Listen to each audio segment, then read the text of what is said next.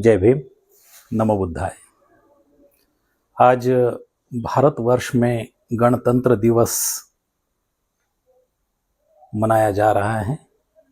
इस उपलक्ष्य में मैं सभी भारतवासियों को और लॉर्ड बुद्धा के दर्शकों को सही दिल से, मन से बहुत बहुत बधाई देता हूँ।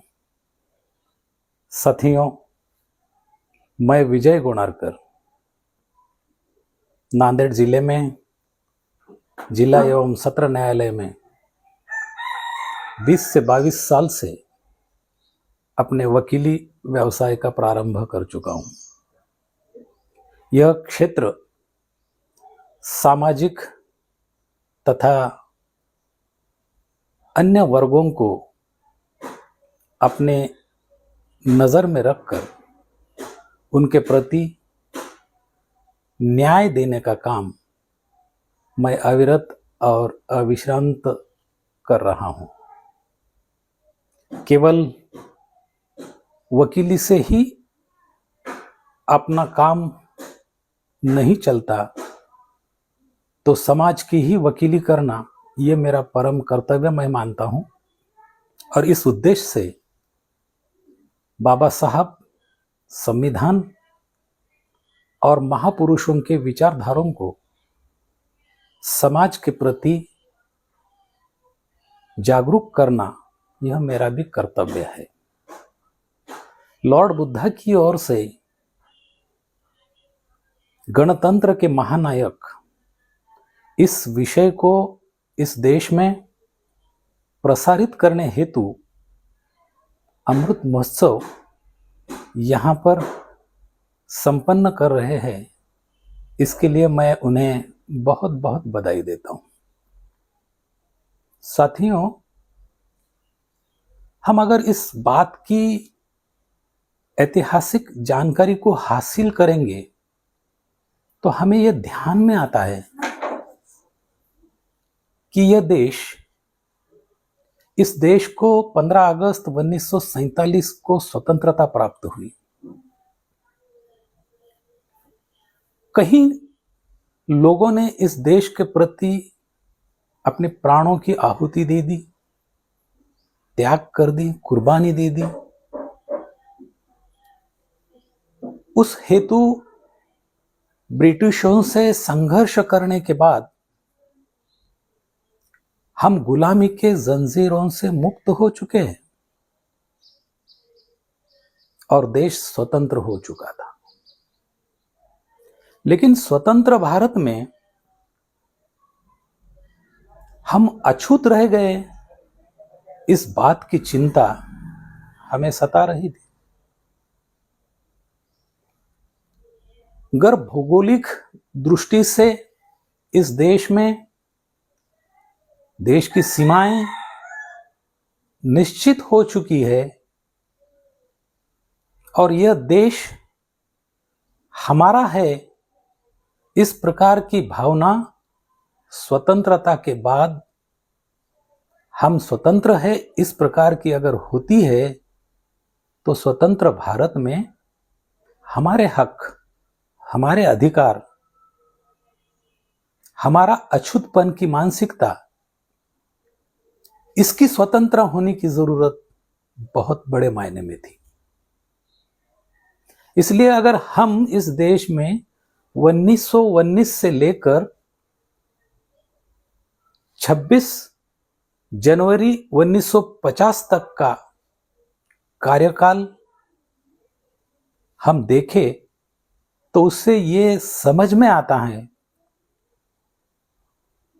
कि इस देश को स्वतंत्रता के बाद गणतंत्र में परावर्तित करना ये हमारा लक्ष्य था। देश स्वतंत्र हो चुका है, लेकिन इस देश को आगे बढ़ाने के लिए, इस देश के नागरिकों को हक और अधिकारों को प्रदान करने के लिए एक मजबूत संविधान की जरूरत है।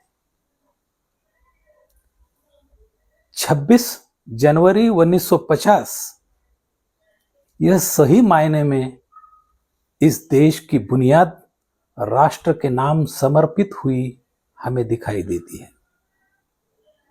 इसलिए मैं गणतंत्र के महानायक के रूप में केवल और केवल इस देश में डॉक्टर बाबा साहब अंबेडकर को ही मानता हूं। क्यों?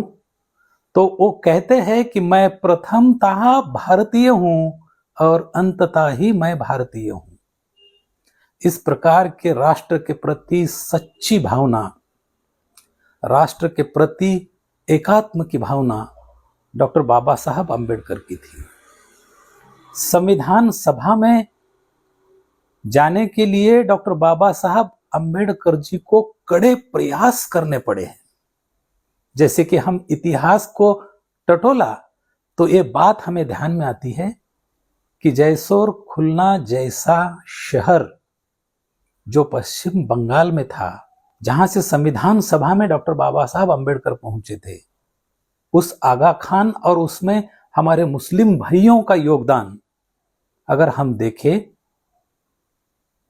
तो डॉक्टर बाबा साहब अंबेडकर संविधान सभा तक पहुंचने के लिए तैयार थे, लेकिन विभाजन की ओर से अगर क्षेत्र विभाजित हो जाता है तो बाबा साहब को संविधान सभा में आने के लिए बड़ी कठिनाइयां होती है। आपको मैं ये बताना चाहता हूं कि आइवर जिनिंग जो स्विट्जरलैंड का विद्वान था, जिन्होंने स्विट्जरलैंड की, श्रीलंका की, अमेरिका की, लंदन का संविधान लिखा,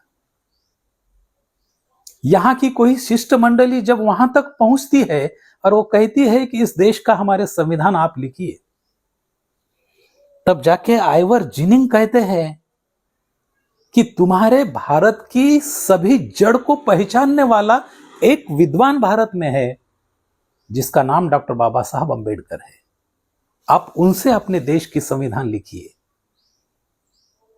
यहां तक ही सीमित नहीं, लंदन के विधानसभा के विरोधी पक्ष नेता जो विंस्टन चर्चिल है, जिन्होंने उनके संविधान के सभा में कहा था कि अगर बाबा साहब को आप संविधान सभा में नहीं लोगे तो तुम्हारे और हमारे देश के सभी व्यवहार बंद हो जाएंगे।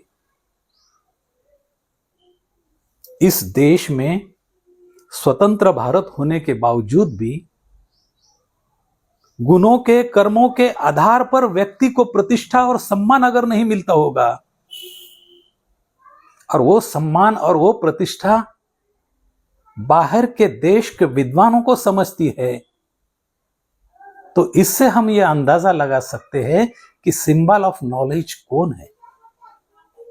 तो मित्रों, ये डॉक्टर बाबा साहब अंबेडकर की विद्वत्ता थी। संविधान सभा में डॉक्टर बाबा साहब अंबेडकर कहते हैं, हम राजनीति के दृष्टि से समानता प्राप्त कर चुके हैं, लेकिन सामाजिक और मानसिक दृष्टि से अभी तक हम राष्ट्र नहीं बन पाए। जितने जल्दी हो सके उतने हमें यह मकसद हासिल करना होगा। यह डॉक्टर बाबा साहब अंबेडकर कहते हैं। यहां पर ही सीमित बाबा साहब नहीं रहते हैं, वो कहते हैं कि मैं गौतम बुद्ध को लोकतंत्र का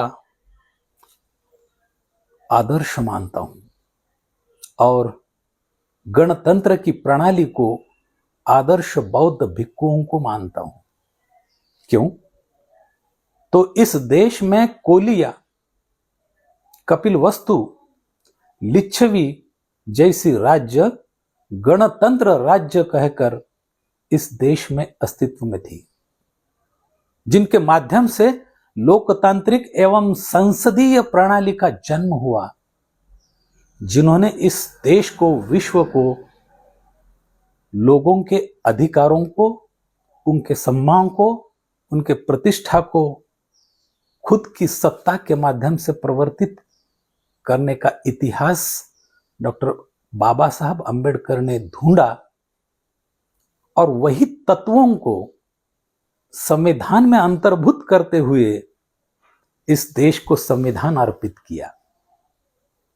इसलिए मैं इस गणतंत्र के महानायक के रूप में मैं बाबा साहब को देखता हूं। भले ही स्वतंत्र भारत में पहले प्रधानमंत्री पंडित जवाहरलाल नेहरू जी थे, पहले महामहिम राष्ट्रपति डॉक्टर राजेंद्र प्रसाद जी थे, लेकिन इस देश को संजोगने और संवारने के लिए, इस देश को नियमों में, उपनियमों में, कायदों में सम्मिलित करने के लिए डॉक्टर बाबा साहब अंबेडकर ने जो संविधान दिया, उसका योगदान इन सब से श्रेष्ठ है।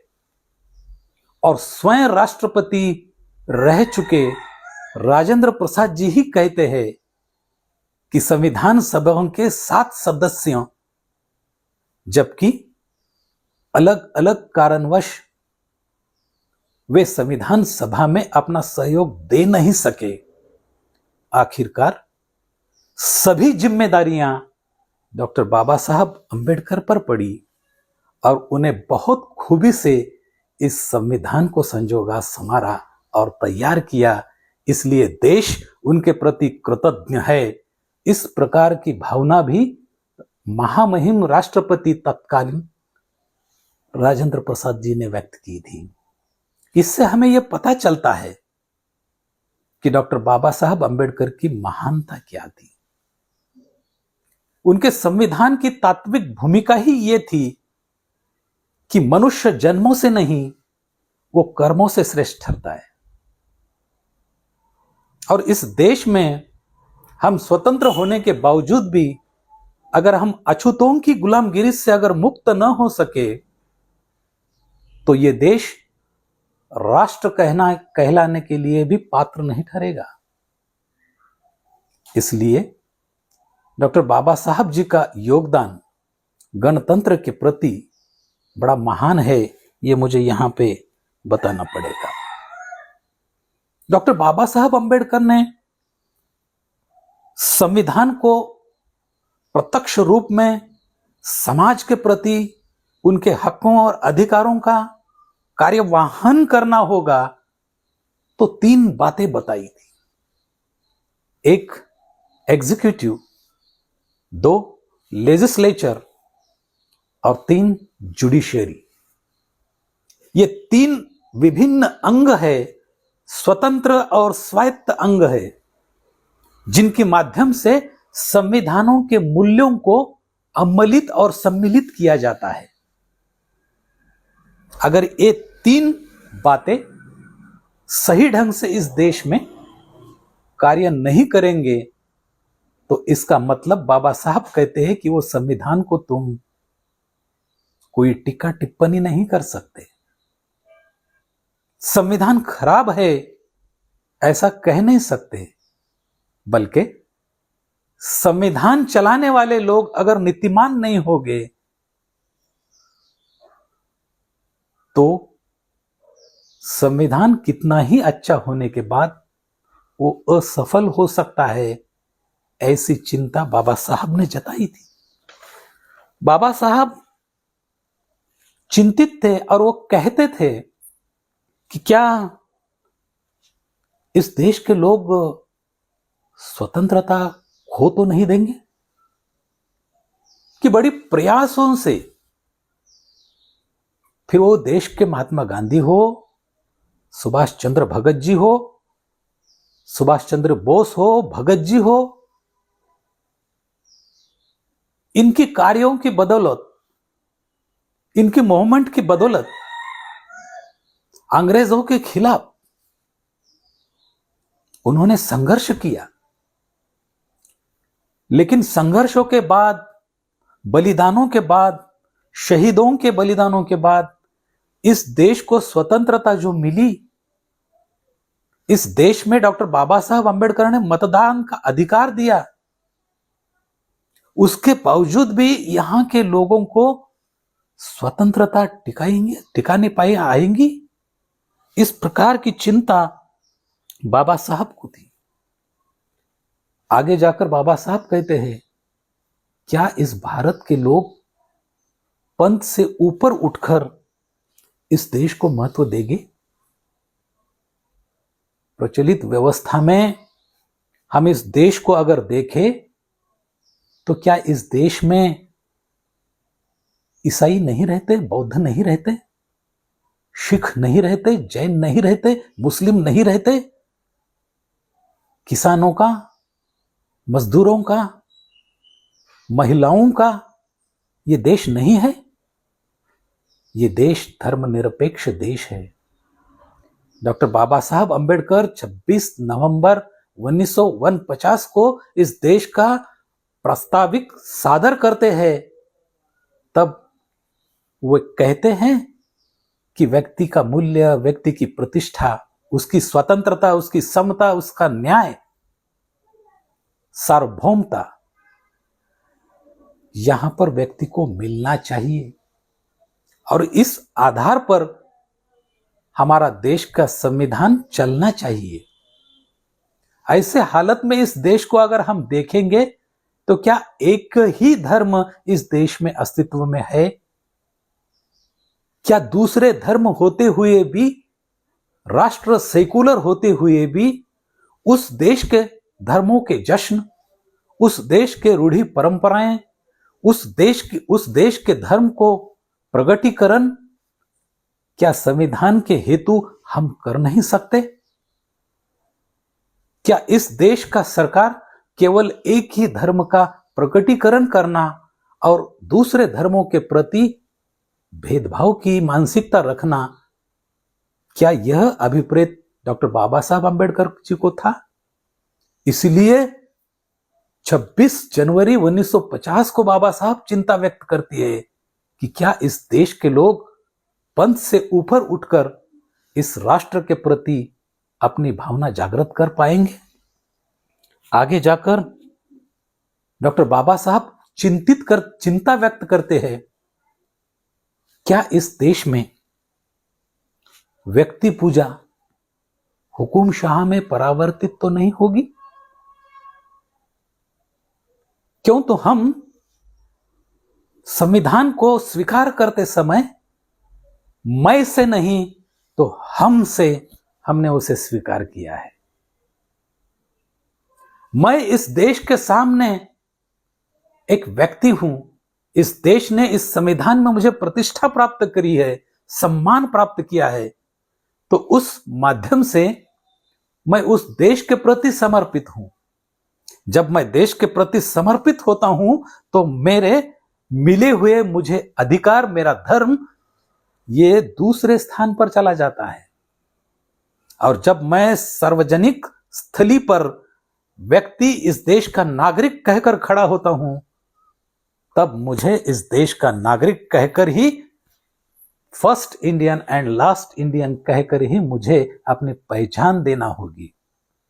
लेकिन मित्रों, इस देश को अगर हम देखें तो सत्ताधारियों ने अपनी छवि संविधान से भी ऊपर उठकर इस व्यक्ति की वजह से ही इस देश का रक्षण हो रहा है, इस व्यक्ति की वजह से ही इस देश का निर्वहन हो रहा है, इस प्रकार की भावना को मीडिया का स्टैंडर्ड बना दिया है।